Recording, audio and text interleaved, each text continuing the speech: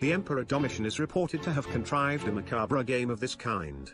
The banquet he arranged, which has certainly never been repeated in the same form, gives the clear picture of the inmost nature of the paranoiac ruler.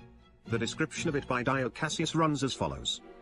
On another occasion he entertained the foremost men among the senators and knights in the following fashion. He prepared a room that was pitch black on every side, ceiling, walls and floor, and had made ready bare couches of the same color resting on the uncovered floor. Then he invited in his guests, alone at night, without their attendants. And first he set beside each of them a slab shaped like a gravestone, bearing the guest's name, and also a small lamp, such as hangs in tombs. Next comely naked boys, likewise painted black, entered like phantoms, and after encircling the guests in an awe-inspiring dance took up their stations at their feet. After this, all the things that are commonly offered at the sacrifices to departed spirits were likewise set before the guests, all of them black and in dishes of similar color. Consequently, every single one of the guests feared and trembled and was kept in constant expectation of having his throat cut the next moment.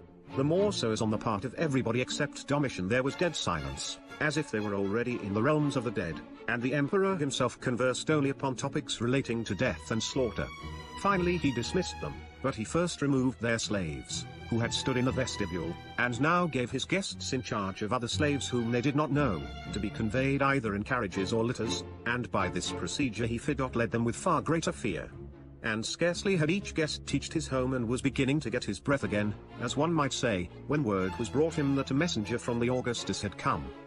While they were accordingly expecting to perish this time in any case, one person brought in the slab, which was of silver, and the others in turn brought in various articles, including the dishes which had been set before them at the dinner, which were constructed of very costly material, and last of all came that particular boy who had been each guest's familiar spirit, now washed and adorned. Thus, after having passed the entire night in terror, they received the gifts. Such was the funeral banquet of Domitian, as people called it. The continuous state of terror in which Domitian kept his guests rendered them speechless. He alone spoke, and he spoke of death and killing. It was as though they were all dead and he alone lived. He had gathered together at this banquet all his victims, for victims they must have seemed to thieves, and as such, though disguised as guests, he addressed them. He himself was disguised as host, but in reality was the survivor. His situation as survivor was not only reaffirmed in relation to each guest, but was also subtly enhanced. The guests are as if dead, but he is still in a position to kill them. Thus the very process of survival is caught. In releasing them, he pardons them, but they tremble again when he hands them over to unknown slaves. They reach their homes and he again sends messengers of death to them.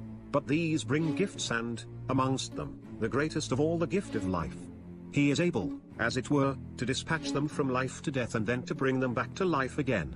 It was a game which gave him the most intense sensation of power imaginable, and he enjoyed it to the full.